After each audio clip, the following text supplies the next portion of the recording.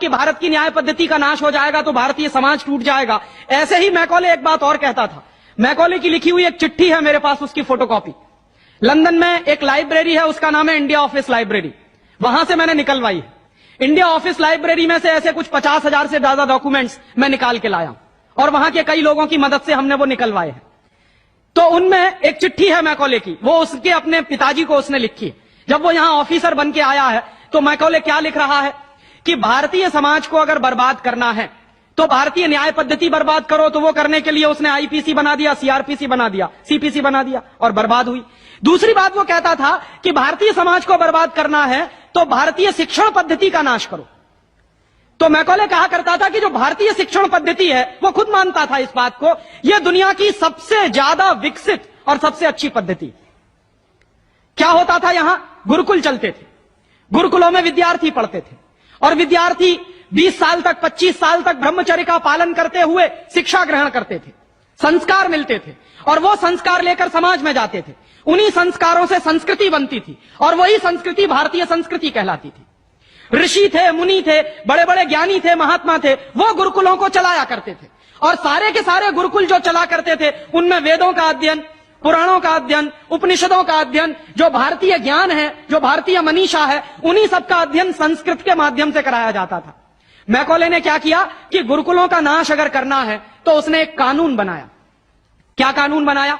संस्कृत में जितने विद्यालय इस देश में चलते थे, हिंदुस्तान में अंग्रेजों के जमाने में, उन सबको उसने इल्लीगल घोषित किया, गैर कानूनी।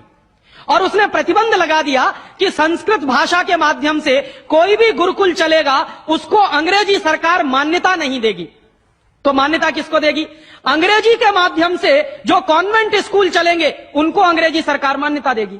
और उसके लिए बाकायदा उसने कानून बनाया। उस कानून का नाम है इंडियन एजुकेशन एक्ट। और यह इंडियन एजुकेशन एक्ट लागू हुआ 1858 में, आज से लगभग 140 साल पहले। तो 140 साल पहले जो कानून लागू हुआ था अंग्रेजों के जमाने में, वही कानून आज भी चल रहा है।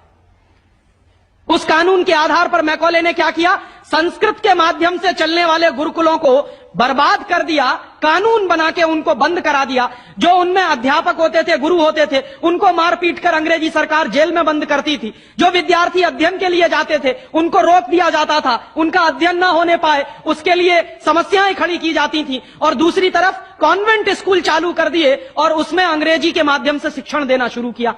एक दिन उसने अपने बाप को चिट्ठी लिखी और इस चिट्ठी में उसने ये लिखा कि मैंने हिंदुस्तान में एक ऐसी शिक्षण पद्धति पैदा कर दी है जिसमें अगर हिंदुस्तानी विद्यार्थी पढ़ेंगे तो पढ़कर निकलने के बाद वो शरीर से हिंदुस्तानी होंगे, दिमाग से सब अंग्रेज हो जाएंगे। वो देख रहे हैं, अभी देख रहे हैं। तो शरीर से हिंदुस्तानी और दिमाग से अंग्रेज।